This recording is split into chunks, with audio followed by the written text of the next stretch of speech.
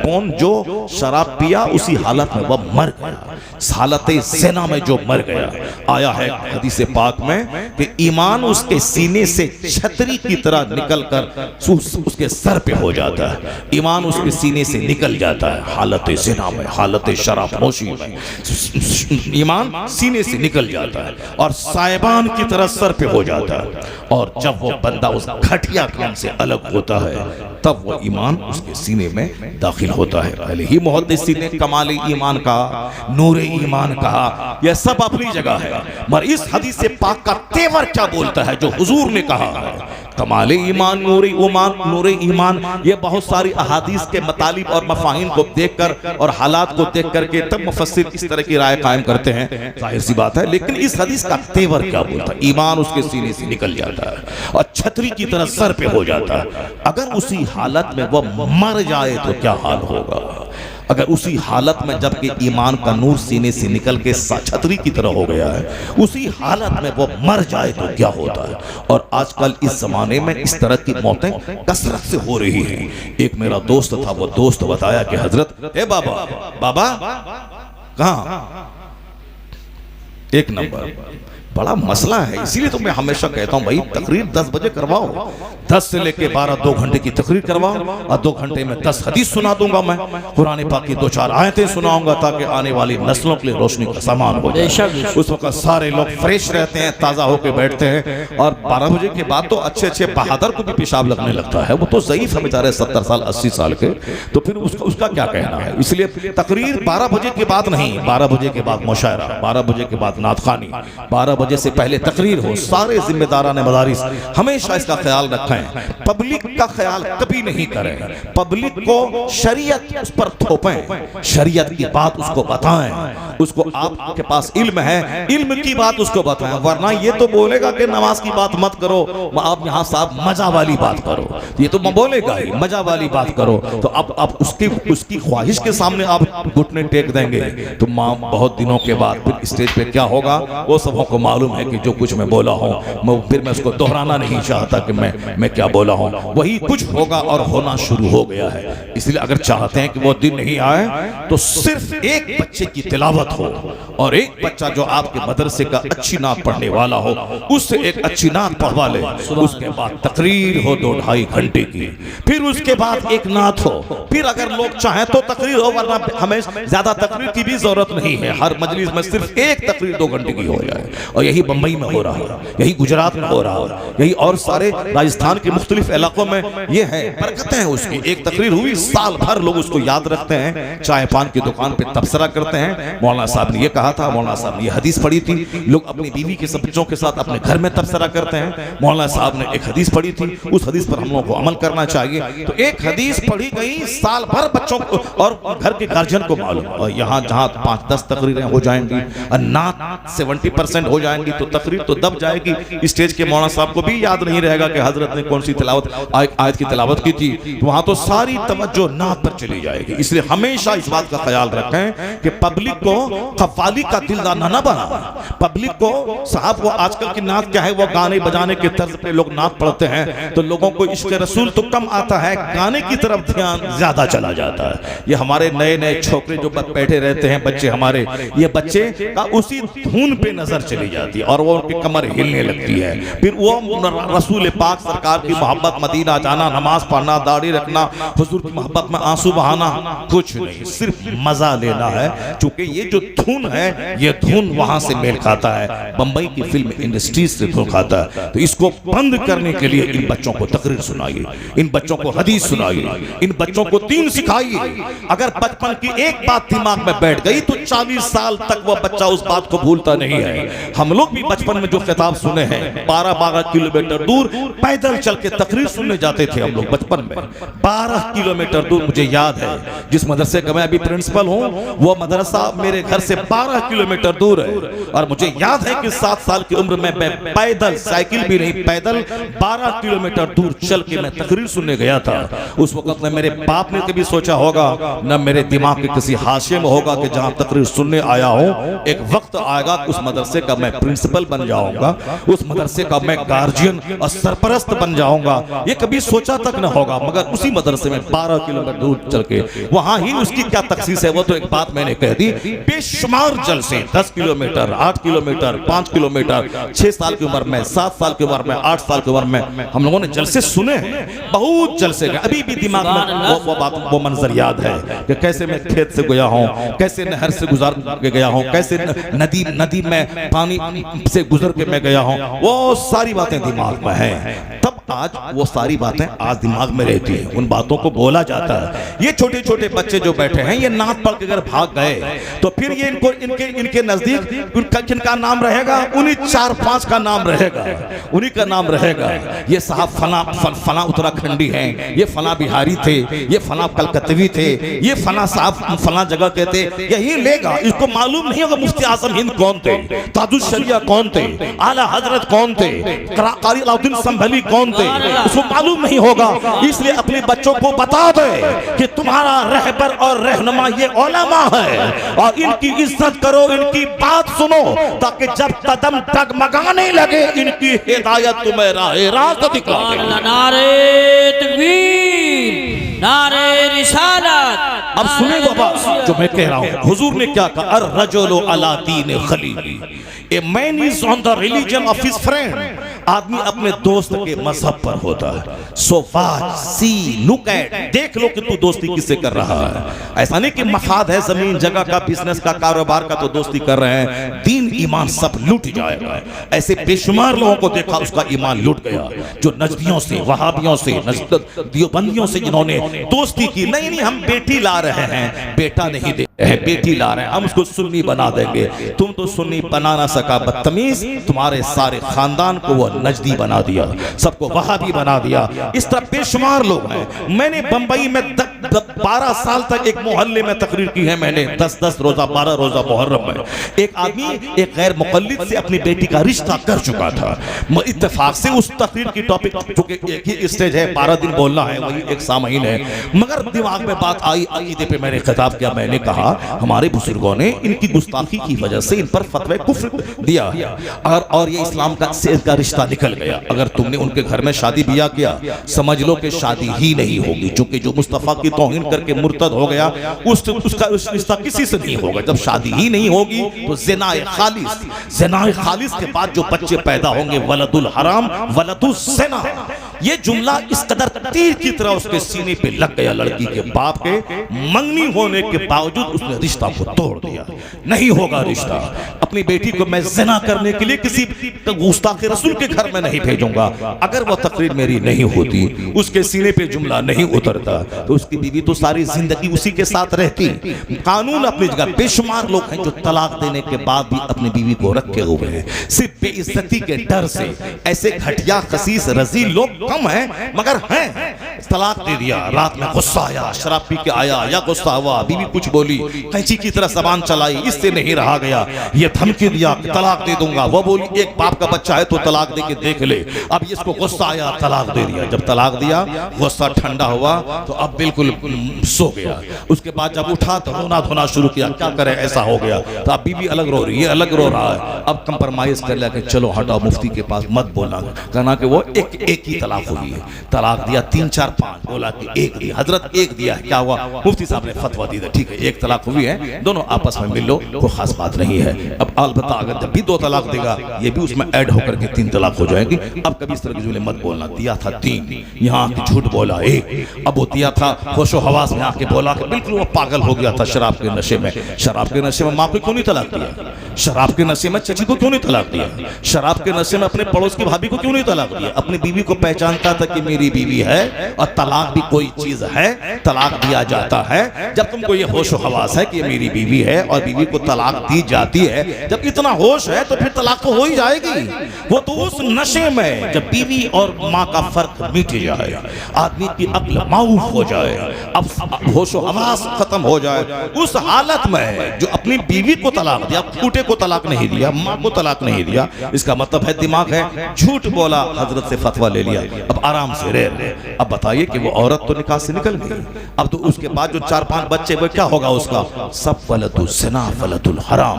और वलदुल ज़िना बच्चों की पहचान क्या है मालूम है? उसकी पहचान है कि अब उनके पास डिसिप्लिन नहीं रहेगा, अदब नहीं रहेगा, न जलसे का अदब, न मस्जिद का अदब, न मौलाना का अदब, न पीर का अदब, न माँ बाप का अदब, न दीनी दरसगाहों का अदब। बेअदब कोई नजर आ जाए समझ लें कि जरूर बुनियाद में खता है, चूंकि डिसिप्लिन का ना होना। और आजकल देख सकते हैं माँ बाप को आंख दिखलाना, माँ को मारना, सास और ससुर की गुलामी करना, साली को अप्पी और बाजी कहना, अपनी बहन को फूले से फोन तक नहीं करना, अपने भाई से दुश्मनी है, एक पालिश से जमीन के लिए मार धाड़ काट तलवार निकालना है। और साहब वो भाई जो साला है, भाईजान भाईजान भाईजान, अपने भाई को बुढ़ा कहना, उसको साहब उसका नाम बिगाड़ के बोलना, और वहां भाईजान भाईजान।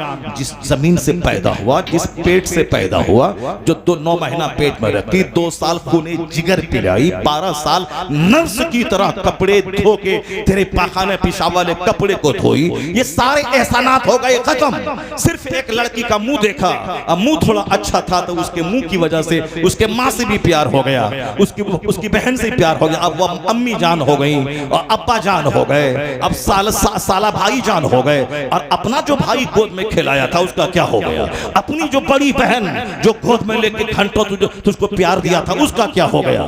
जो अपना चाचा उसका क्या हो गया? अपनी पुपी का क्या हो गया? अपने भाई का क्या हो गया? बदतमीज अगर डिसिप्लिन नहीं है तो समझ लें कहीं न कहीं जरूर गड़बड़ का माहौल पैदा है। नहीं सुना आपने हमारे बुजुर्ग बोलते, इमाम अबू हनीफा रज़ी अल्लाह तआला अन्हु के सामने चंद बच्चे गेंद खेल रहे थे, गेंद गलती से उन बच्चों की गलती से इमाम के सामने आया, इमाम के सामने इमाम को देखकर सारे बच्चे सहम गए। वो बच्चे इमाम आज़म करोड़ों मुसलमानों के इमाम कैसे आगे जाएं? कोई बच्चा इस घर में घुस रहा है, कोई उधर भाग रहा है, कैसे वहां जाए? एक बच्चा ढठाई के साथ गया सामने, मौलवी साहब तो क्या हो गया? ढठाई के साथ गया, गेंद लिया और अपना खेलने लगा। इमाम ने क्या कहा? लगता है कि बुनियाद में खता है, लगता है कि बुनियाद में खता है। लेकिन मेरे जैसे मौलवी की जबान से बात नहीं निकली थी, हम जैसे करोड़ों हनफियों के सरदार वली कामिल की जबान से जुमला निकला था। लोगों ने खामोशी से जब तहकीक की पता चला वाकई बुनियाद में खता है, क्योंकि इमाम का जुमला था। इमाम का जुमला वो हकीकत पर मबनी हुआ करता है। इसलिए अपने घर में रिश्तों का ख्याल रखें, गुस्से पे कंट्रोल रखें, गुस्से पे कंट्रोल। अक्लमंद वो नहीं है जो सामने वाले को पछाड़ दे, अक्लमंद वो नहीं है। लैसा शदीदु बिसुरा इन्नमा शदीदुल लज़ी यमलिकु नफ्सहु इंदल ग़ज़ब। बुखारी शरीफ की हदीस में आया है कि वो शख्स पहलवान नहीं है जो सामने वाले को पछाड़ दे। The strong man is not the one who overcomes other. जो दूसरों पे कब्जा जमा ले, पछाड़ दे, वो स्ट्रॉन्ग नहीं है। The true strong, the true wrestler, सच्चा पहलवान, सच्चा मजबूत वो है जो who controls himself in the state of anger, जो गुस्से की हालत में अपने आप पर काबू कर ले, वही सबसे बड़ा पहलवान है। वही है सबसे बड़ा पहलवान जो गुस्से के वक्त में अपने आप पर काबू कर ले।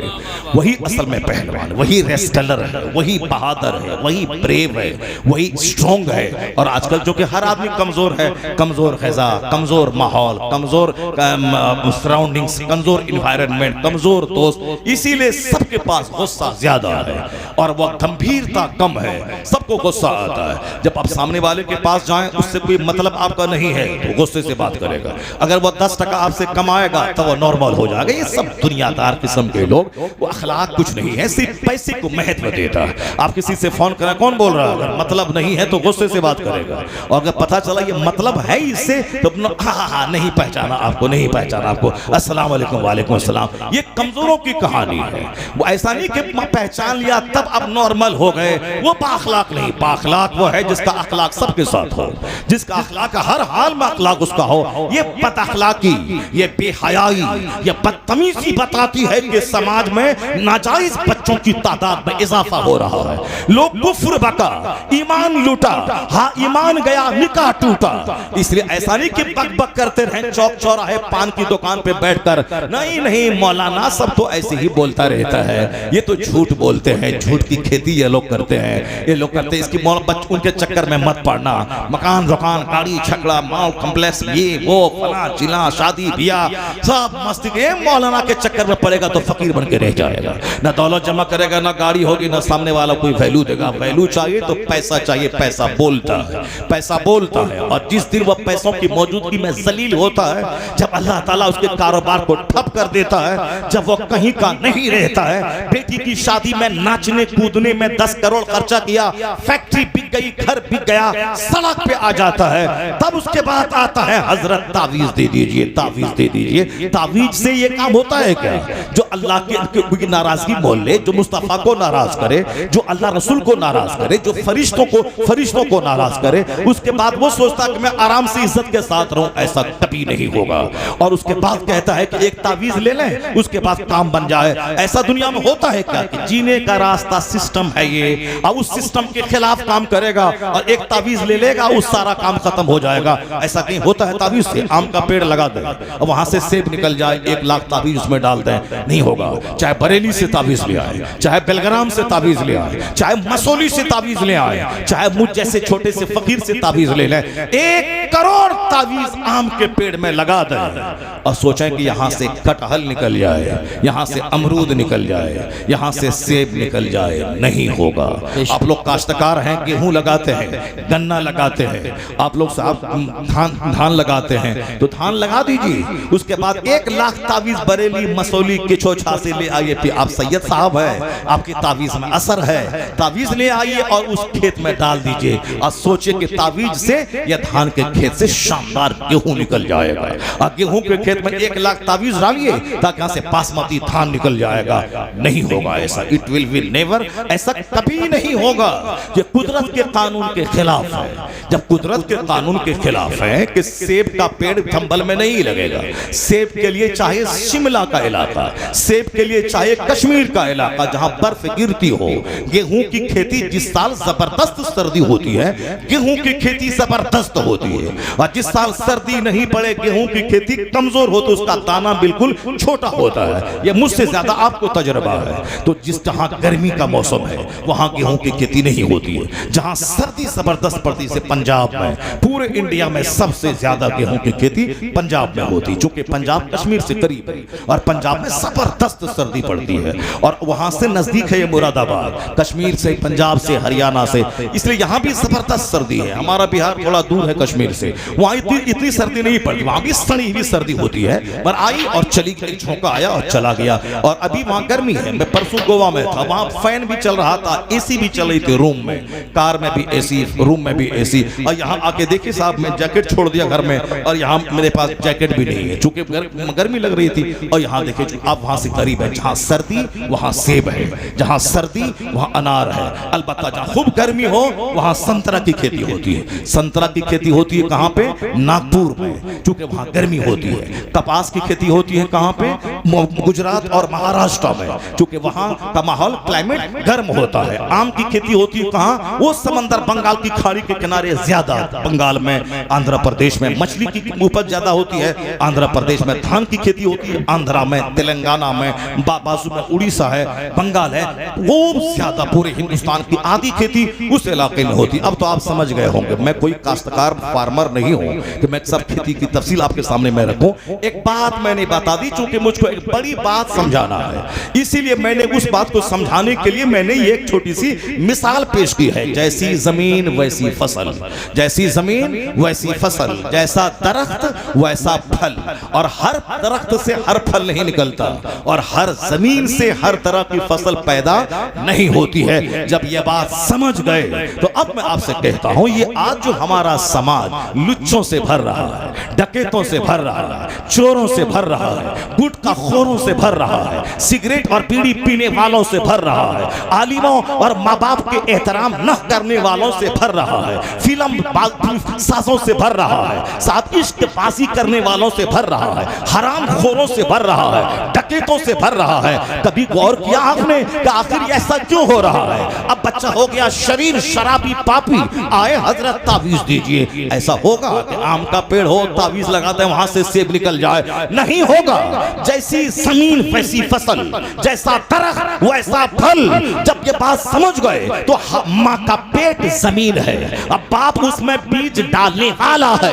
अगर बीज खराब हो तो फसल खराब होगी, अगर जमीन खराब है फसल खराब होगी। तो हर पेट से कुतुब पैदा नहीं होता, हर जमीन से धान पैदा नहीं होता, हर जमीन से सेब पैदा नहीं होता। तो कुतुब पैदा होने के लिए वही जमीन चाहिए, कुतुबियत वाली जमीन चाहिए। और चोर और लफंगा पैदा होने के लिए वैसी जमीन चाहिए। अब जमीन जब हो फातिमा ज़हरा जैसी और उस पर बीज डालने वाला हो मौला अली, जमीन हूँ फातिमा और अब और बीज डालने वाला हूँ अली, तब अल्लाह बेटा शहीदों का सरदार हसन और हुसैन अता करता है। नारे तकबीर, नारे रिसालत, नारे गौसियत, मसलके आला हजरत। नहीं सुना आपने सुना होगा, सुनते ही हमेशा गौर नहीं करते कि इस वाकया के पेट से नसीहत क्या मिलती है, यहाँ से नसीहत क्या मिलती है, नहीं गौर करते हैं। सिर्फ गौसे पाक का लंगर खाया, गौसे पाक का तोशा खाया, गौसे पाक की नियाज खाई, बस हो गए हम सुन्नी हैं और कादरी हैं। कैसा था वो मेरा गौस? आप सुने होंगे जिनका बाप रात भर नमाज पढ़ता था, जिनका बाप दिन में जिहाद करता था, जिनका बाप एक बार खिलाफे तकवा एक काम हो गया, नदी पे बहता हुआ फल खा लिया। दिमाग में आया अगर कयामत में सवाल हुआ मैं क्या जवाब दूंगा, चलो दुनिया में उससे माफी मांग ले। माफी मांगने गया, वो समझ गया कि जरूर इसकी पेशानी में नूरे विलायत चमक रहा है। कहा बेटा 10 साल नौकरी करनी पड़ेगी। नहीं बोला कि जुर्म छोटा सा था, अब वह शरीयत की रोशनी में जुर्म ही नहीं है, वो तो तसव्वुफ और सुलूक की रोशनी में वह एहतियात और तकवा के खिलाफ वो काम है। वरना नदी की सतह पे कोई फल गिर के आ रहा हो, हालत इस्तरार में हो, उसको खा ले तो कोई जुर्म नहीं है। लेकिन चूंकि तकवा और एहतियात और सुलूक और तसव्वुफ की निगाह में यह जुर्म है, उसका दाग धोने के लिए गए, पता लगाया, देखा बाग है, दरख्त है, टहनी झुकी है, उसी का फल गिर रहा है, सोचा इसी का फल होगा। मालिक के पास गया, मैं मुजरिम हूँ। कहा क्या जुर्म? का फल खाया हो। कहा कि 10 साल नौकरी करनी पड़ेगी। अगर कोई रहता कहता छोटा सा जुर्म, 10 साल की लंबी नौकरी, रखो माफी अपने पास, मैं जा रहा हूँ। लेकिन उसके दिमाग में एक बात हमेशा चलती थी कि दुनिया में जुर्म हुआ है, इस यही दुनिया ही में धुल जाए, दुनिया ही में यह दाग धुल जाए, ताकि अल्लाह के सामने में बेदाग होके जाऊं। वहां का हिसाब देना बड़ा मुश्किल है, यहाँ की मुसीबत आसान है सह लेना। क़यामत के दिन 1 मिनट की तकलीफ ऐसी होगी कि दुनिया का 1000 साल में आदमी के बदन को कुल्हाड़ी से काट दिया जाए। इस शिद्दत जहन्नम की 1 मिनट की शिद्दत के सामने ये तकलीफ कोई माना नहीं रखती। असल तकलीफ वहां की, असल मुसीबत वहां की। जो अल्लाह वाले हैं उसके दिमाग में हमेशा जन्नत रहती है, उनके दिमाग में हमेशा जहन्नम रहता है, उनके दिमाग में दुनिया का मुकाबला नहीं रहता, उनके दिमाग में नेकी का मुकाबला है। वह तहज्जुद पढ़ा है तो मुझे चाश्त भी पढ़ना है, वह चाश्त पढ़ता है मुझे इशराक भी पढ़ना है, वह इशराक पढ़ता है मुझे अवाबीन भी पढ़नी है, वह अवाबीन पढ़ता है मुझे 100 रकात नमाज नफल अलग से पढ़ना है। ये मुकाबला है नेक लोगों का। वह नेक लोग थे, मुकाबला करके चले गए। अब हम लोगों को मुकाबला है, वह बुलेट लिया है तो हमें उससे महंगा बुलेट लेना है, वह 16 लाख की बाइक लिया है तो हमें 20 लाख की बाइक लेना है, वह ऐसा टाइल्स लगाया है हमें उससे अच्छा टाइल्स लगाना है, वह ऐसा मार्बल लिया है तो हमें उससे अच्छा ग्रेनाइट लगाना है। जाओ कंकड़ पत्थर ग्रेनाइट का मुकाबला करते रहो, उसी का मुकाबला करते करते मर जाओ। बड़े लोग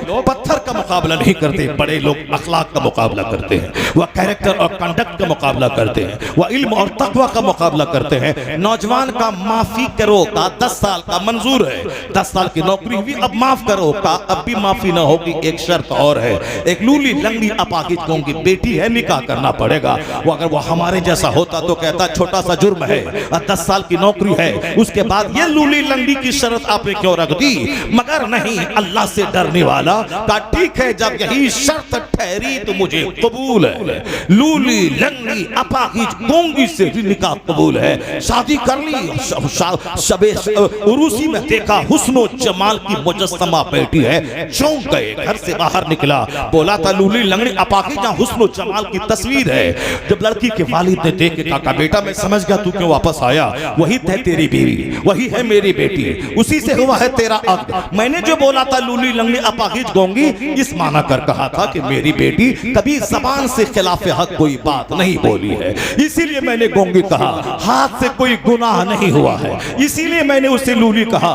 पांव गुनाह की तरफ नहीं चले हैं, इसीलिए मैंने प्यार से लंगड़ी कहा है। पेट में हराम गजा नहीं गई है, इसीलिए मैंने उसको कहा कि लूली लंगड़ी अपाकीज़ गोंगी है, भूखी प्यासी है, इसलिए मैंने तुझसे कहा मेरे लाल वो है मेरी बेटी। ये बताएं वो नौजवान जो उस मुसीबत समझ के अब्द किया था लूली लंगड़ी अपाकीज़ है, मैं इसको ढोलूंगा, मैं सह लूंगा, मगर अल्लाह ताला मुझको माफ कर दे, क़यामत के दिन मैं बेदाग होके जाऊं। ये गुनाह, ये मुसीबत है।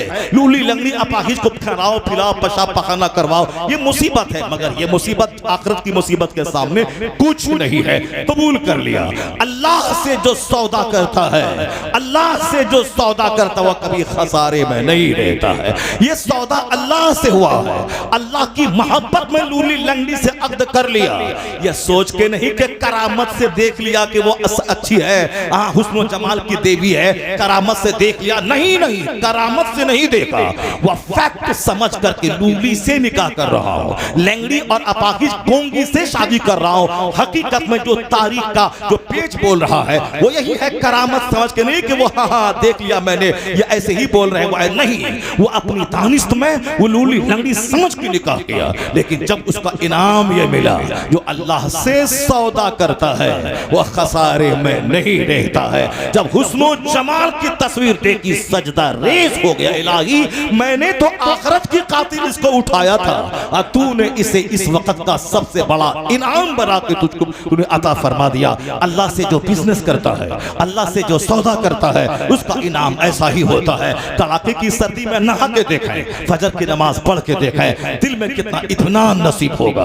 अल्लाह की खातिर सच बोल के देखें, झूठ बोलता 1 लाख का फायदा होता, सच बोला 100 रुपए मिला। अल्लाह की खातिर इतने हजार को कुर्बान करके देखें, सच बोलकर 1 रुपया कमा के देखें, अल्लाह कितनी बरकतें देता है। 1 करोड़ कमाया, 1 करोड़ डॉक्टर को ले जाके दे दिया, इधर से लाया उधर दे दिया।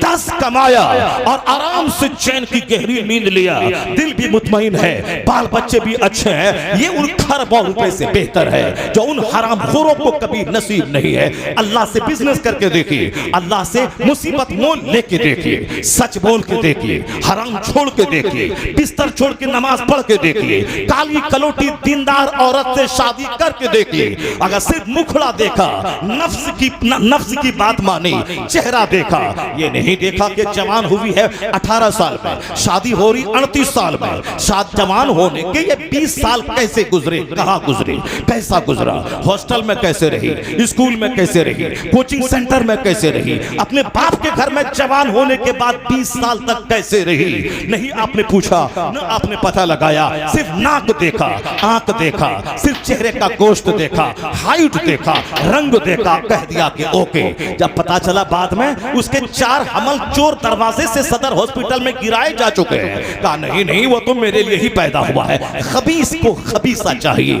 खबीसा को खबीस चाहिए। जब तू भी यूज्ड है अब वो भी यूज्ड है, जब तुम दोनों सरेंडर कर गए, चलो दुनिया में चलता है, जो हुआ सो हुआ, अब नहीं होना चाहिए। ये खबीस वो खबीसा, बताएं खबीस और खबीसा जब दोनों मिलेंगे तो जो फसल पैदा होगी वो किस कदर खबीस फसल पैदा होगी, जली हुई फसल पैदा होगी। ये भी यूज्ड है, कोई इस्लामबाजी में लगा है, कोई मुश्तसनी में लगा है, कोई जनाकारी में लगा है, कोई तवाइफ के कोठे पे लगा है, कोई हरामकारी में लगा है, और उस तरफ भी शादी के 20 जवान होने के 20 साल हो गए। ये बाप कहाँ है? मुस्तफा ने कहा है जवान होने के बाद शादी फौरी दिला दे, अगर तू नहीं दिलाएगा औलाद का पांव फिसल जाए, उस गुनाह में तू भी शरीक समझा जाएगा।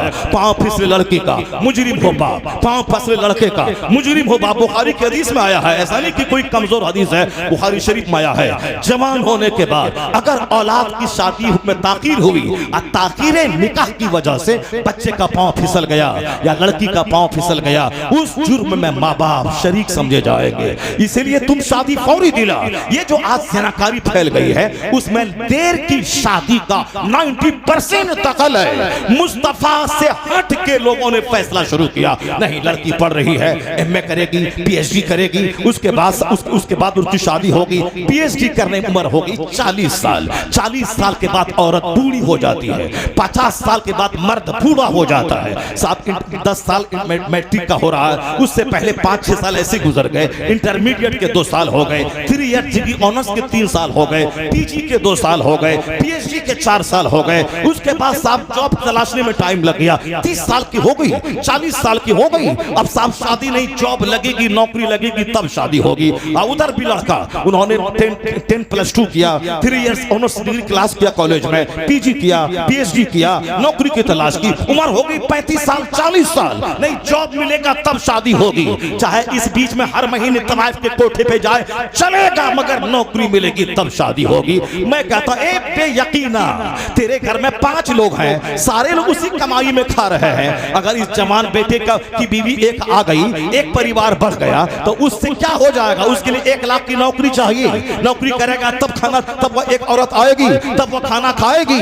यहाँ यकीन कमजोर हुआ, तो इसलिए कमाई करोड़ है, चेहरा सबका उतरा हुआ है। तुम शादी करो सुन्नत समझकर, अल्लाह रब्बुल इज्जत की बात मानकर, गुनाह से बचने के लिए अल्लाह तुम्हें गनी कर देगा। आया है कुरान में, अगर तू फकीर है अल्लाह तुझे गनी कर देगा, अल्लाह वहां से रोजी देगा जहां से तू सोच नहीं सकता है। मगर नहीं, नौकरी होगी, एक पेट को खिलाना पालना है, उसके लिए नौकरी चाहिए, 5 लाख का बिजनेस चाहिए, तब शादी होगी। इस बीच में तो यूज होगा ही, इस बीच में तो सारा काम होगा ही। उसके बाद जब खंखड़ हो जाओगे, एक दो बच्चा हुआ, दोनों बूढ़े हो गए, 1 दर्जन बीमारी हो गई, जिंदगी का सारा लुत्फ खत्म हो गया। शादी अगर 18 साल में की, अगर बच्चा 19 साल में हो गया, तू होगा 40 साल का, तेरा बच्चा होगा 20 साल का, तो तेरा शानदार पार्टनर वो हो गया। तू भी कमाएगा, वो भी कमाएगा। तू है 40 साल का, तेरी बेटी हो गई 20 साल की, तू अपनी होशो हवास में जवानी में उनकी शादी करवा दे, वरना तू हो जाएगा 70 साल का, तेरी बेटी होगी 20 साल की। तो एक बोझ सीने पे लेके पैसा कहां से लाए, कहां भाग दौड़ करे, कहां से रिश्ता ढूंढे, या बोझ लेके मर जाएगा, तेरी बेटी कुंवारी रह जाएगी। मुस्तफा लाजवाब है, मुस्तफा का हर कानून लाजवाब है, उनका हर दस्तूर लाजवाब है, उनका हर उसूल लाजवाब है। मुस्तफा से हट के दुनिया में आग लग गई, दुनिया ज़िना से भर गई। एक रास्ता है, नबी ने जो कहा है, वक्त पे शादी, अगर इस उसूल पे अमल करेगा 90% ज़िनाकारी का खात्मा हो जाएगा, पाकीज़गी का माहौल पैदा हो जाएगा। नारे तकबीर, नारे खिलाफे पैगंबर का से रहगुज़ीर कि हरगिज़ पमंज़िल न ख़ाहद रसील। मुस्तफ़ा से हट के जो जिएगा, नहीं होगा समाज का कल्याण, नहीं होगा समाज का भला। ये जो नाचता कूदता है, मुशरिकों की क्या बात करना है, यहूदियों की क्या बात करना है, नसरानियों की क्या बात करना है, जिसके पास न जीने का उसूल है, जिसके पास न मरने का उसूल है। वहां तो साहब एक भाई शादी करता है, अब 5 भाई मिलकर के उसी से फायदा उठाता है। इन खलीसों, इन खसीसों, इन रसीलों की कोई औकात है क्या? उससे क्या डरने का, उससे क्या बात करने का? यहाँ मोमिन है, जिसे देखना है क्या हराम है, क्या हलाल है, क्या राइट है, क्या रॉन्ग है, क्या बेनिफिशियल है, क्या हार्मफुल है, क्या लाभदायक है, क्या हानिकारक है, क्या गुड है, क्या बैड है, क्या राइट है, क्या रॉन्ग है। इसलिए मुस्तफा ने कहा दुनिया सिजनुल मोमिन व जन्नतुल काफिर। This world is prison for believer, paradise for disbeliever. यह दुनिया मोमिन के लिए कैद खाना है। कैद खाने में आदमी आजादी से नहीं घूमता है, इधर दीवार, उधर दीवार, इधर दीवार। इसीलिए हुजूर ने कहा दुनिया मोमिन के लिए कैद खाना है। इधर हराम की दीवार है, इधर नाजायज की दीवार है, इधर मकरूहात की दीवार है, इधर हलाल की दीवार है। तो हलाल चुनना है, हराम को अवॉइड करना है, हराम को छोड़ना है। तो हर चीज खा नहीं सकता आदमी। खाने के लिए क्या हलाल है, क्या हराम है? मुर्दार नहीं खाना है, हराम नहीं खाना है, शराब नहीं पीना है, ना अल्कोहल नहीं पीना है। यही है कैदी की जिंदगी। और जो यहाँ एहतियात किया, हराम से बचा, नाजायज से बचा, फूक फूक के चला, तो दुनिया का 100 साल 1 सेकंड है। अल्लाह कहता है 1 सेकंड सब्र कर ले और कैदी बन के रह जा। जहां कैद से छूटेगा, खरबों साल की जन्नत अल्लाह तुझ पर कुर्बान कर देगा। खरबों साल की जन्नत अल्लाह तुझको दे देगा। 100 साल 1 मिनट सब्र कर ले। यहाँ सब्र हो नहीं रहा है। लोग किस्सा कहानी लेके बैठे हैं, लोग साहब हिंदुस्तान पाकिस्तान लेके बैठे हैं, अमेरिका जापान लेके बैठे हैं, बांग्लादेश इंडोनेशिया लेके बैठे हैं। आखिरत लेके कोई नहीं बैठा है, जन्नत लेके कोई नहीं बैठा है, मुस्तफा की सुन्नत लेके कोई नहीं बैठा है। अब बताएं, जब उसने अल्लाह से सौदा किया है तो अल्लाह तबारक व तआला ने उसे दुनिया की में इतना बड़ा फायदा दिया कि हुस्नो जमाल की मुजस्समा सामने है। सजदे शुक्र में नौजवान डूब गया होगा, मालिक मैंने तो तेरी मोहब्बत में इस लूली लंगड़ी को इख्तियार किया था और तूने तो इसे हुस्नो जमाल की तस्वीर बना के दे दिया। इलाही तेरा करोड़ों एहसान। जब लड़का इतना अल्लाह से डरने वाला कि 10 साल नौकरी करे, लूली लंगड़ी से शादी को तैयार हो जाए, और लड़की इतनी कि आंख ने गुनाह नहीं देखा है, जबान ने गुनाह नहीं किया है, कान ने गुनाह नहीं किया। मेरी माँ बहन बेटी, ये कान में वायर ठूस के दिन के 24 घंटों में 10 घंटे गाना सुनना, मेरी माँ बहन बेटी इस आंखों में 24 घंटे व्हाट्सएप मोबाइल पे गंदी गंदी तस्वीरें देखना, आंख तो हो गई जख्मी, कान तो हो गया जख्मी, जबान पे गाने गाना, जबान तो हो गई जख्मी। प्यार मोहब्बत के नाम पे तो 10 घंटे तक फोन पे चिपका रहना, जिससे शादी की बात चल रही है, जिससे मंगनी हो गई है, अभी भी वो तेरे लिए अजनबी है। शादी के बाद वो तेरा शौहर है, शादी के बाद वो तेरी बीवी है, शादी निकाह से पहले वो अजनबिया है। अजनबिया से बातें करना मजे ले लेकर ये जबान का गुनाह है। अगर बातें करना ये जबान का ज़िना है। वो खतरनाक बातें सुनना कान का ज़िना है। और होटल में बैठ के एक साथ खाना निकाह से पहले ये साफ आंखें देखना, हाथ देखना, अगर शैतान ने मुदाखलत की और पांव फिसल गया तो दोनों हो गए यूज, ये ज़िना है। और फिर बाद में निकाह भी कर ले, लेकिन निकाह करने के बाद तो तुम, चूंकि तू भी ज़ानी है वो भी ज़ानिया है, दोनों जख्मी है। अगरचे निकाह कर लिया, अब ज़िना नहीं होगा, अब प्योर काम है, लेकिन पहले जो ज़िना हो गया उसका खमियाजा कौन भुगतेगा?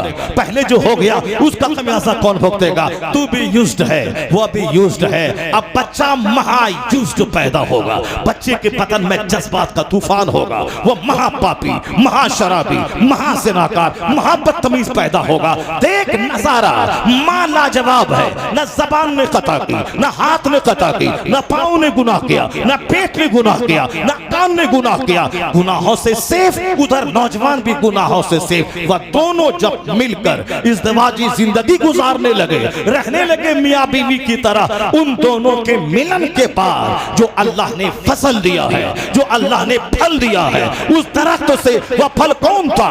क़यामत तक के वलियों का सरदार अब्दुल कादिर जिलानी की शक्ल में वह फसल पैदा होती है, वह फल पैदा होता है। जिस तरह की जमीन होगी वैसी फसल पैदा होगी, जैसा दरख्त होगा वैसा फल पैदा होगा। यही कानून है। बाप सैयद गयासुद्दीन है, मुसीबत के मारे हैं, एक बाग है उससे खा पी रहे हैं, पर हराम को टच नहीं कर रहे हैं। अगर मैं सोने का घर भी संभल में बना लिया तो सोने का घर में हमेशा तो रहेंगे नहीं। उम्र 70 साल 80 साल 90 साल मरना तो है ही। ये बर्क साहब हैं, उम्र इनकी 100 के करीब हो रही है, रहे MP बनकर, लेकिन अब वो जाने के कगार पे हैं, चले जाएंगे। अल्लाह उसे ईमान की हालत में मौत दे। हिंदुस्तान का दबंग लीडर है, हक बोलने वाला, 95 साल की उम्र में भी 18 साल के जवान के लिए एक मॉडल है, हक बोलने वाला। तो हक बोलने वाला जो बोलता है ऐसा कदा नहीं मानेंगे, हम उस दिन हम नमाज पढ़ेंगे, हम तुम चार टंका बजाओ नाचो कूदो मगर हम नमाज पढ़ेंगे, हम नहीं मानेंगे इस फैसले को। अरे बोल तो दिया, हक बोलता वही जो बहादुर होता है। ये 90 साल का आदमी ये तो बहादुर बोला। और वो जो लंबी टोपी लगा के लुचवा जो वहां चला गया था, वहां लुचवा सारे हिंदुस्तान वालों की निगाहों में जो गिर गया, वो लुचवा का क्या होगा, वो लफंगा का क्या होगा? और ये है हमारा शेर 90 साल की उम्र में बोला नहीं बोलेंगे, नमाज पढ़ेंगे, अल्लाह से दुआ करेंगे, मेरा अल्लाह दुआ कबूल करेगा। वो अल्लाह फकीर को भी बादशाह बना देता है, अब बादशाह को भी फकीर बना देता है। ये दुनिया क्या है? अल्लाह जब चाहेगा, जिस वक्त चाहेगा, सब कुछ हो जाएगा। फिर सजदा होगा, फिर अजान होगी, सब होगा। हक बोला क्या करेगा? जेल में डालेगा। और क्या करेगा इसके अलावा? तेरे पास है क्या? जेल में डालेगा। पर हक तो बोला। सलाम करता हूँ उसकी बहादुरी को, मैं उसके जज्बात को मैं सलाम करता हूँ, जिन्होंने ऐसा बोला तो सही कि हम नमाज पढ़ेंगे, हम अल्लाह से दुआ करेंगे। अभी तेरे हाथ में पावर है, तेरे हाथ में ताकत है, तेरे हाथ में जज है, तेरे हाथ में कोर्ट है, और तू फैसला ले ले। हमारे पास हम मजबूर हैं, हमारे पास नहीं है, तो चलो तुम कुछ करो जो तुम जानो। हम उस रब से लौ लगाए हैं जो अल्लाह आंधी को बदल देता है, जो अल्लाह मौसम बदल देता है, फकीर को बादशाह बना देता है, जो अल्लाह सैलाब से इलाके को तबाह कर देता है, फिर इलाके को नई आबादी अता कर देता है। मेरा खुदा वही है जो फिरौन को 400 साल की सल्तनत देना भी जानता है और फिरौन को दरिया में डुबा के उसे मारना भी जानता है। नारे तकबीर, नारे रिसालत, नारे गौसियत, मसलके आला हजरत, फैजान आला हजरत हजरत अल्लामा शहरियार रज़ा साहिब क़िबला, जश्न दस्तार बंदी। एक कौम मुस्लिम ईमान की रस्सी को मजबूती से थामे रखना। दुनिया में अगर लुच्चागिरी भी करेगा, उसका तलवा भी चाटेगा, तो सब दिन जिंदा नहीं रह पाओगे। मर के अल्लाह को मुंह दिखाना है। अच्छा, खरबों साल रहना है, मरना तो है ही। अगर दीन के नाम पे अगर मर गए, अगर किसी ने तकलीफ दिया, मैं दाढ़ी हूँ, दाढ़ी मेरे पास है, कोई मार रहा है, मैं मुस्लिम हूँ, कोई मुझे तकलीफ दे रहा है, इतना तो कहेगा अल्लाह के सामने, इलाही मैं तुझ पर ईमान लाता था, मैं सताया गया हूँ, मैं कलमा पढ़ता था, मैं सताया गया हूँ, मैं नमाज पढ़ता था, मैं मारा गया हूँ, तेरे लिए मारा गया हूँ। फिर जन्नत का मालिक खुदा अगर मुस्तफा की शफाअत से तुझे बख्श दे 50 खरब गुनाह एक तरफ, एक तमाचा खाना एक तरफ, अल्लाह जिसे चाहता है माफ कर देता है। तो ये सस्ता सौदा है अपने गुनाहों की माफी का, करोड़ों गुनाहों की माफी का। गर्दन कटी, करोड़ों गुनाह कट गया, सब माफ किया। वो चाहे 1000 दुआ करो, सबके नसीब में शहादत नहीं है, सबके नसीब में गर्दन कटाना नहीं है, सबके नसीब में मदीना में मौत नहीं है, सबके नसीब में काबा के अंदर मौत नहीं है, सबके नसीब में तवाफ करते हुए मरना नहीं है, सबके नसीब में अरफात के मैदान मिना मुजदलफा में मरना नहीं है, सबके नसीब में बगदादी मुअल्ला में मरना नहीं है, सबके नसीब में रोज़े रसूल के सामने मरना नहीं है, बकी में दफन होना नहीं है। उसी तरह सबके नसीब में शहादत नहीं है। सबके नसीब में, जिसके नसीब में शहादत है वो काबिले रश्क है, वह नमूना है, वह यूनिक पर्सनालिटी का मालिक है। इसलिए वो दिन का इंतजार कर, आराम से खा पी के मत मर, अल्लाह की खातिर गाली सुन के मर, अल्लाह की खातिर मुसीबत उठा के मर, अल्लाह की खातिर तमाचा खा के मर, अल्लाह की खातिर शहादत की मौत मर। शहीद हुआ, गर्दन कटी, गुनाहों की जड़ें कटी, सीधे जन्नत में दाखिल हो गया। अल्लाह तबारक व तआला हम सबों को शहादत की आला मौत अता फरमाए। ईमान अगर पुख्ता रहेगा तो फिर मुनाफिकत नहीं आएगी, सदाकत वहाँ पैदा होगी। वह हलाल खाता था, गरीबी में रहता था, मगर कभी वह हराम को टच नहीं करता था। एक छोटा सा बाग है, उसी की जो आमदनी है उसी में रहा, उसी को खाया पिया। माँ ऐसी लाजवाब है, नमाज़े पंजगाना भी है, फिर रात में 12 बजे के बाद बैठ जाना है और नमाज़े तहज्जुद पढ़ना है, कलमा शरीफ पढ़ना है। माँ रात भर मुसल्ले पे, और बाप हलाल खोर, नेक परहेजगार, 5 वक्त का नमाजी और नफल इबादत करने वाला। माँ लाजवाब है। माँ रात के 12 बजे उठती थी, ईशा पढ़ने के बाद थोड़ी सोई, फिर उसके बाद उठ गई और 12 से लेके फजर तक मुसल्ले पे रह करके अल्लाह अल्लाह करती थी। वो कहती है जब मैं हामिला थी तो हमारे पेट से तहज्जुद के वक्त में कलमा पढ़ने की आवाज आती थी, अल्लाह समद, क्योंकि वो खुद कलमा पढ़ने की आती, बरस से कलमा पढ़ने वाली। तब अल्लाह ने ऐसा बच्चा उसके पेट में दिया कि जो पेट में कलमा पढ़ता था और माँ उसके कलमे को सुनती थी। जो बच्चा माँ के पेट में कलमा पढ़ा और जिनका बाप जाहिद है, जाहिद है, दुर्वेश है, वो गरीबी का बोझ उठाता है मगर वो हराम का एक दाना टच नहीं करता है, और माँ मुश्किलात में रहती है, शौहर से लड़ती नहीं है, शौहर से झगड़ती नहीं कि माल चाहिए, शौहर से लड़ती नहीं है कि तुम्ही को जन्नत जाना है और किसी को जन्नत नहीं जाना है, तुम्ही नमाज लेके बैठे हो, तुम्ही को दाढ़ी रखना है, तुम्ही को जन्नत की फिक्र है। ये 40 करोड़ मुसलमान इंडिया में है, उनको जन्नत नहीं जाना है। ये मुसलमान, ये भी अपनी बीवी की बात सुनी, ताना सुना, दाढ़ी मुंडा दिया, चलो अब जो तुम कहती है वही करेंगे, तुम वही मानती है, दाढ़ी मुंडा दिया, टोपी फेंक दिया, बस आप फटा हुआ पैंट पहन लिया, अब चला चलो अब जो तुम बोल रहा वही हम काम करेंगे। अब गया, अब ये भी नाचा कूदा, मगर रिस्क तो वही मिलेगा जो तकदीर में लिखा हुआ है, चाहे दाढ़ी रहे या दाढ़ी को मुंड डाले। ऐसा थोड़ी कि दाढ़ी मुंडने के बाद हीरा बरसने लगता है, दाढ़ी मुंडने के बाद जमीन से खजाना निकलने लगता है। जो लोग दाढ़ी मुंडते हैं, जो लोग झूठ बोलते हैं, ऐसा नहीं कि सारे झूठे अरबपति हो गए और सारे लोग मुकेश अंबानी हो गए। गए, सारे लोग अमेरिका के साहब बिल गेट्स हो गए। ऐसा नहीं है, दाढ़ी मुंडाओ चाहे दाढ़ी रखो, मगर रोजी उतनी ही मिलेगी जितना अल्लाह देना चाहते हैं। मगर हुजूर ने फरमाया है आखिर जमाने में शौहर की तबाही और बीवी के हाथों, औलाद की तबाही माँ बाप के हाथों, माँ बाप की तबाही औलाद के हाथों। वो खतरनाक वक्त आ जाएगा कि औलाद माँ बाप के हाथों तबाह होगी। औलाद ने तकरीर सुनी, वो नेक बनना शुरू किया। अब माँ बाप बोलते हैं देखो जवानी में बूढ़ा हो गया, अब इसको नेक बनना के लिए बुढ़ापा बाकी है। सारे बच्चे खेल कूद रहे हैं, ये नमाज पढ़ने मस्जिद 5 टाइम बार जा रहा है, ये क्या डेवलप कर पाएगा, क्या ये तरक्की कर पाएगा। बेटा माँ बाप की बात सुना, दाढ़ी मूंड करके वो भी लुच्चा लफंगा हो गया। सच कहा मुस्तफा ने, आखिर जमाने में औलाद की तबाही माँ बाप के हाथों। अब माँ बाप नेक बने, औलाद बेचारी कह रही है कि इसी माँ बाप को जन्नत जाना है। वो फला बाप अपने बेटे के लिए मकान बना के गया, जमीन छोड़ के गया, कार छोड़ के गया, 10-20 करोड़ फिक्स डिपॉजिट रकम छोड़ के गया। ये मेरा बाप क्या छोड़ के जा रहा है? इसको जन्नत की फिक्र है, औलाद की फिक्र नहीं है। इनको हज की फिक्र है, हज करने में 5 लाख लगते हैं, ये 5 लाख बचेगा तो हम उससे लेके बाल बच्चों को पालेंगे। ये देखिए माँ बाप ने हज का प्लान छोड़ दिया। सच कहा मुस्तफा ने, औलाद के हाथों माँ बाप की तबाही, माँ बाप के हाथों औलाद की तबाही, दोस्त के हाथ दोस्त की तबाही, भाई के हाथ भाई की तबाही। दोस्त है वो जो अपने दोस्त को जहन्नमी से बचा के जन्नती बना दे। माँ बाप है वो जो अपनी औलाद को घर मकान दे न दे, उसे जन्नत का रास्ता दिखला दे। औलाद है वो जो अपने माँ बाप की बख्शिश का जरिया बन जाए। भाई है वो जो अपने भाई को नमाजी बना दे। ये है जब माँ रात में उठकर तहज्जुद पढ़ के कलमा पढ़ रही है तो अब पेट से कलमा पढ़ने की आवाज आ रही है। वह वही बच्चा था माँ के पेट में, बाप गयासुद्दीन है और माहे नूर है जो रात भर कलमा पढ़ती है, पेट से कलमा की आवाज आ रही है। माँ बाप इतने लाजवाब हुए तो वही पेट में कलमा पढ़ने वाला जब बच्चा पैदा हुआ वह मोइनुद्दीन अजमेरी 90 लाख काफिरों को कलमा पढ़ाने वाला पैदा हो गया। जो खुद माँ के पेट में कलमा पढ़े, 90 लाख को कलमा पढ़ाने वाला मोइनुद्दीन अजमेरी पैदा होता है। अल किस्सा मुख्तसर, जब माँ हो 17 पारे कुरान की हाफिजा और बाप आबिद ज़ाहिद हो, तब बेटा उस 17 पारे कुरान का हाफिज कुतुबुद्दीन बख्तियार काकी पैदा होता है।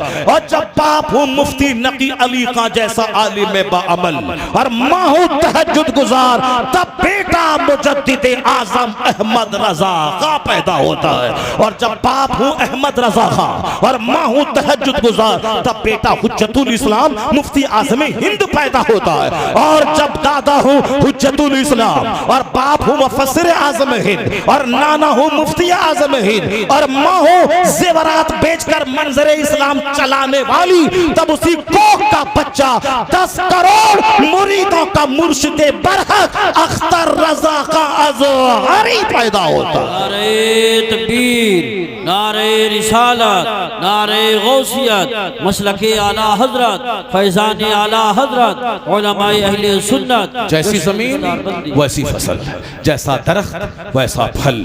अब बस सिर्फ मजा लेने के लिए लड़की की नाक मत देखना, मजा लेने के लिए लड़की का चेहरे का गोश्त मत देखना। मजा कब तक लेगा? 4 दिन का बुखार तो बदन तोड़ देगा, 4 दिन का लूज मोशन चेहरा काला कर देगा।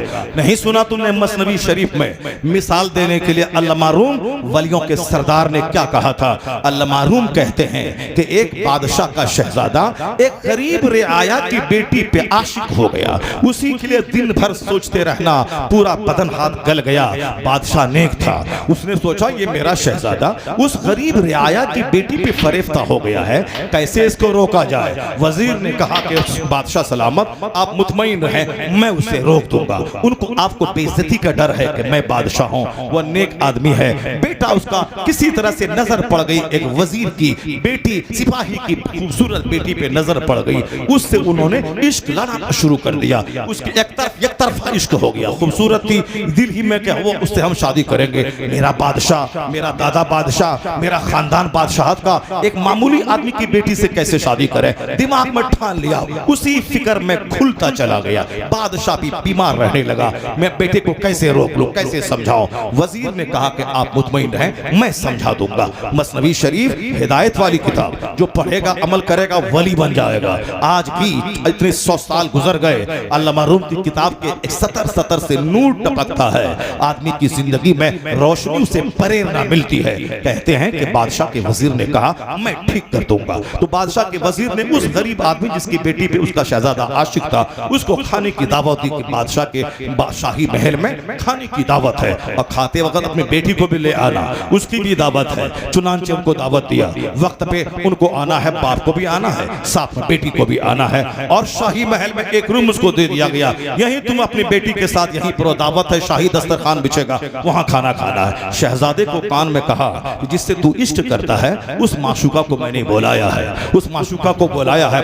बादशाह का लड़का उछल गया, कूद गया कि मेरी तमन्ना अब पूरी होने वाली है। कहा ठीक है दस्तरखान पे आ जाना, मैंने तुझे तेरी माशूका को दावत दी है, उससे तुझको मिलवाना है। ये खुश हो गया, मस्त हो गया। उधर दावत दी, उधर बाप भी आया, उसकी बेटी भी आई। उसके खाने में इन्होंने जमाल गोटा कुछ जड़ी मिला दिया। खाना था उस लड़की का कि खाने के बाद लड़की का लूज मोशन शुरू हो गया। एक आदमी को लगा दिया था, एक खातून को, ये जितना भी लूज मोशन उस हालत लूज मोशन ऐसा हुआ कि वह सूख के कांटा बन गई, चेहरा पूरा काला हो गया। और फिर उनके तमाम उस लूज मोशन वाले पाखाने को एक जगह टोकरी में जमा करने के लिए एक खातून को, एक दाई को लगा दिया गया था। जब ये मरने के करीब पहुंच गई, अब साहब चेहरा काला हो गया, बिस्तरे मर्ग पे पड़ गई। तो बादशाह से कहा चलो तुम्हें तुम्हारी माशूका को दिखला दे। बादशाह के बेटे को बोला वजीर ने चलो माशूका को देख लेना है। माशूका आई है, वो महल के फला कमरे में है, ये झूमता हुआ गया वजीर के साथ, ये मेरा हमदर्द है, ये मेरा खैरखा है, मेरे बाप से कह करके, क्योंकि बाप इस वजीर को बहुत चाहता है, ये को बोलेगा तो शादी मेरी उससे मेरा बाप करा देगा। मस्त हो गया। जब वहां गया कहा दाया से कि कपड़ा हटाओ, उनके चेहरे जब कपड़ा हटाया कहा ये तेरी वही है माशूका जिस पर तू फिदा था, कबर था कभी नहीं होगा, ये वो मेरी माशूका नहीं है, ये नहीं है, वो तो हुस्न जमाल की मुजस्समा है, चेहरे से साफ किरण फूटती है, वो साहब वो गोरे रंग की मलका थी। नहीं वही है, वही है, ये उनका बाप है, ये वही तुम्हारी माशूका है। का हुस्न कहाँ गया? दाया को इशारा दिया कि टोकरी उठा के लाओ, पाखाने की टोकरी। जब उसका कपड़ा हटाया बदबू से इसकी नाक में जा फटने लगे हो। कहा कि यही है उसका हुस्न, यही है उसका हुस्न, सारा हुस्न वहीं चला गया है, इसका रंग भी वहीं गया है, इसका गोश्त भी वहीं चला गया है, सारा हुस्न का बस एक सर्द आह खींच के रह गया। उसके बाद कान पकड़ा, सच्ची तौबा की, अभी मैं ऐसा काम नहीं करूंगा। बादशाह को इत्मीनान नसीब हो गया, उस खातून का इलाज करवाया गया, वो अपने हाल में जिंदा रही, अपने बाप के पास गई, शहजादा बुराई से तौबा करके नेक बन गया। मसनवी शरीफ में अल्लामा रूम कहते हैं ये एक जबरदस्त तदबीर के जरिए उनके इश्क का सारा खुमार वजीर ने उतार दिया। वह कहते हैं ये दुनिया यही है, यह रंगो रोगन वाली। आला हजरत ने क्या कहा? शहद दिखाए, जहर पिलाए, डाइन कातिल शौहर कुश, इस मुलदार पे क्या ललचाना, दुनिया देखी वाली है, यह दुनिया भी डाइन है जो तुझे कत्ल कर देगी। दौलत चाहिए, मकान चाहिए, कार चाहिए, जमीन चाहिए, ये कभी तेरे पास है कभी उसके पास है। जो तेरे घर मजदूरी कर रहा था आज वह अरबपति हो गया, और जो अरबपति था वो सड़क छाप हो गया, उसका बेटा हल चला रहा है, वो मजदूर जाके रेडी रिक्शा चला रहा है। क्या इस मुर्दार दुनिया पे ललचाना? ये दुनिया देखी भाली है, किसी के पास दुनिया एक हालत पे नहीं रहती। कभी इनसे निकाह करती है दुनिया, कभी उससे निकाह करती है दुनिया। इनके 10-50 शौहर है, क्या तू चाहेगा कि जो औरत 50 शौहर के पास जाए उससे तू निकाह करे? कभी नहीं चाहेगा, घिन होगी। उसी दुनिया आज इसके पास, कल उसके पास, कल उसके पास, परसों उसके पास। सिर्फ चेहरा देखा, नहीं देखा कैरेक्टर क्या है, नहीं देखा इसकी माँ कैसी है, नहीं देखा इसका बाप कैसा है। मुंह देखा ओके है, मुंह देखा ओके है। मुस्तफा ने क्या कहा था? मुख फरमाया था तुन कहल मरअतु ले अरबा ले मालिहा वले जमालिहा वले हसबिहा वले दीनहा फस्फर बिज़ाति दीन। पूछो काजी साहब से, मौलाना साहब बताएंगे। बुखारी शरीफ की हदीस में आया है कि शादी में जनरली आमतौर पर 4 चीजें देखी जाती है: लड़की का हुस्न, लड़की का माल, लड़की की दौलत, लड़की का अखलाक। अखलाक, माल मत देखना, सिर्फ खानदान सिर्फ मत देखना, हुस्न मत देखना। हुजूर ने साफ कहा, मना किया। हमारे नौजवान सिर्फ हुस्न पे मरते हैं और सारी जिंदगी फिर मरते रहते हैं, उनकी चोट से, उनकी बेवफाई के डंडे से मरते रहते हैं। हुस्न को देखा, फिर 4 दिन के बाद तलाक क्यों दे दिया? हुस्न को देखा, 4 साल के बाद तलाक क्यों हो गई? एक मौलाना साहब लिखते हैं कि राजस्थान में मेरा एक दोस्त था, उन्होंने प्लान बनाया कि मैं एक बहुत बड़ी जमीन पे घर मकान बनाऊं। उन्होंने कई एकड़ जमीन खरीद के चारों तरफ बाउंड्री वॉल करवाया, बीच में स्विमिंग पूल बनवाया और वहां हाथी, घोड़ा, बंदर, चुचंदर सब जमा किया। क्योंकि बड़े लोगों को शौक पैदा होता है जानवर के पालने का। मैं भी 2 साल पहले दुबई गया था तो किसी ने कहा ये जो जंगल नजर आ रहा है ये शाही महल इसके अंदर में है। भाई इतना बड़ा जंगल है, इसमें बंदर, हाथी, सांप, गाय, बैल, सारा जानवर मौजूद है। क्योंकि बादशाह दुबई को जानवरों का बड़ा शौक है, जैसे क्रिश्चियनों को कुत्ता पालने का शौक है, उसी तरह दुबई के इस शाह को जानवरों के पालने का शौक है। वो सबके पालने के नौकर गुलाम है और वो घूमता है कभी कभी। यही शौक उस राजस्थान के उस छोटे नवाब को भी था।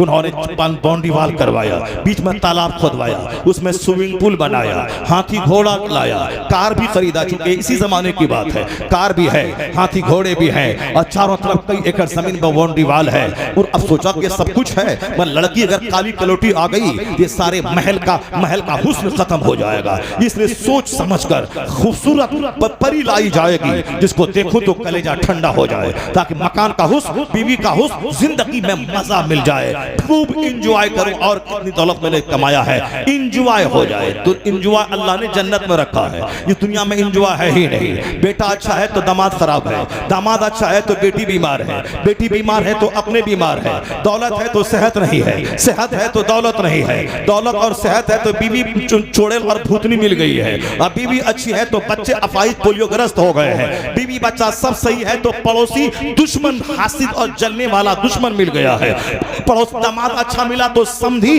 पक्का बेईमान मिल गया है, समधी अच्छे हैं तो दामाद बेटी को गाली देने वाला मिल गया है, सब कुछ ठीक हाथ, रिश्तेदार चिढ़ने वाले कोई आ ही नहीं रहा है। 1 खरब का घर है, कोई रिश्तेदार नहीं आ रहा है, सोफा है 10 लाख का, कोई बैठने वाला नहीं है। यानी दुनिया में कहाँ है इंजॉय? इंजॉय तो वो है कि सेहत भी रहे, दौलत भी रहे, हुस्न भी रहे, इज्जत भी रहे, पड़ोसी भी अच्छे रहे, बीमारी भी ना हो, पाखाना पेशाब भी ना हो, बदन में खुजली भी ना हो, आंख की बीनाई भी ना घटे, वहां इंजॉय है। ये क्या है कि दौलत है अब पेट में रोटी पची नहीं रही है, अब ये सत्तू खा के जी रहा है, ये दौलत किस काम का? इसलिए दुनिया में अल्लाह ने सुख रखा ही नहीं है। वो तो जन्नत है जहां सोने चांदी की ईंटों से बना हुआ मकान है, जहां हीरे जवाहरात की जमीन है, जहां मुश्क और कस्तूरी के गारे से ईंट को जोड़ा गया है। हद्दे निगाह तक जन्नती का अपना मकान है। जन्नती की उम्र 30 साल की होगी, उसमें कोई दाढ़ी का बाल है, ना वहां बदबू है, ना वहां पेशाब है, ना वहां पाखाना है,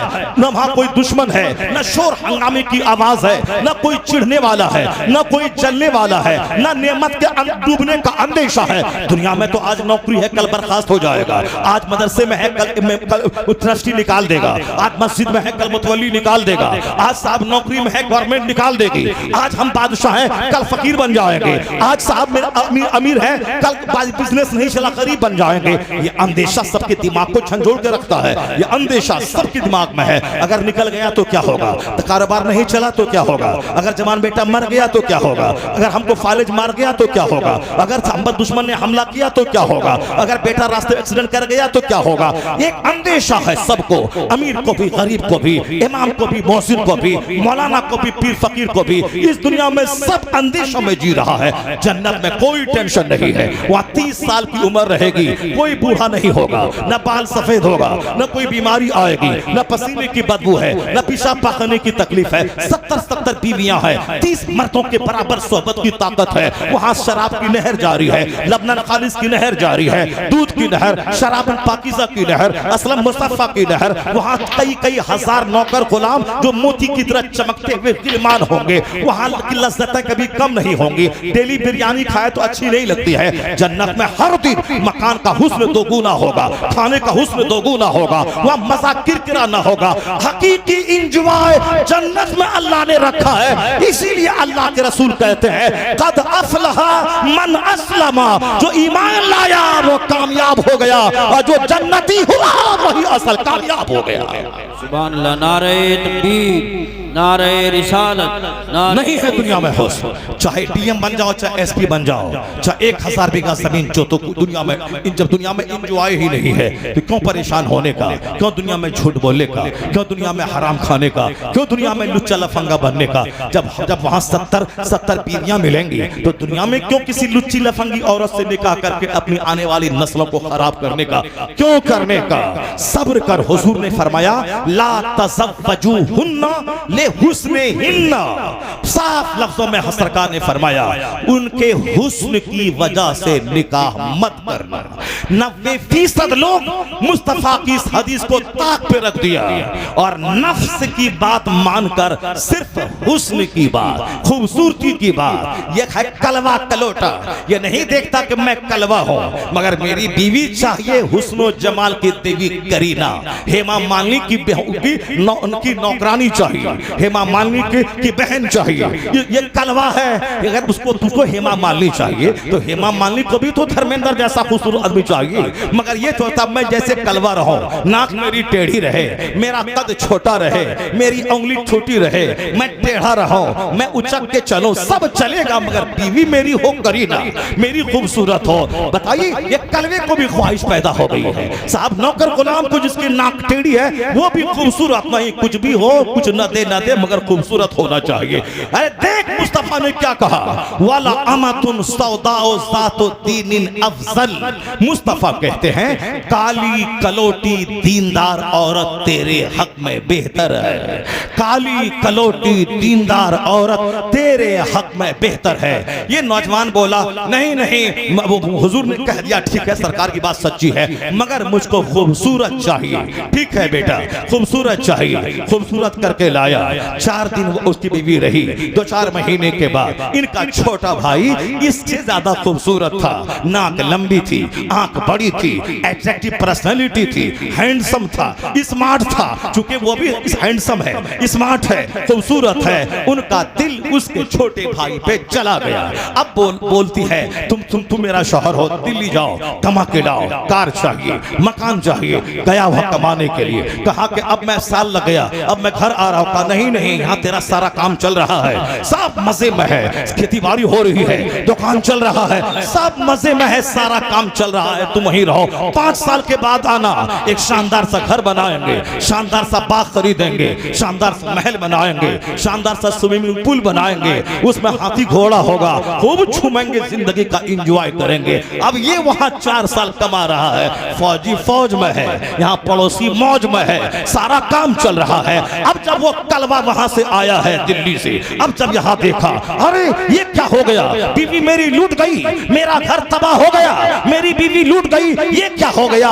अब बोल, तूने मुस्तफा की बात नहीं मानी थी ना, तुमने गोरी से शादी किया था ना, अब अगर घर लूट गया इसका जिम्मेदार तुम है। जो भी मुस्तफा की मुखालफत करेगा तबाही तय है, बर्बादी तय है, जिल्लत तय है। खिलाफे पैगंबर कसे रह गुज़ीर के हरगिज़ बमंज़िल लक़ाद रसीद। मुस्तफा के खिलाफ चलेगा कभी मंजिले मकसूद पर नहीं पहुंच पाएगा। सुभान अल्लाह। अल्लाह ने सारी जिंदगी का लुत्फ मुस्तफा की गुलामी में रख दिया है।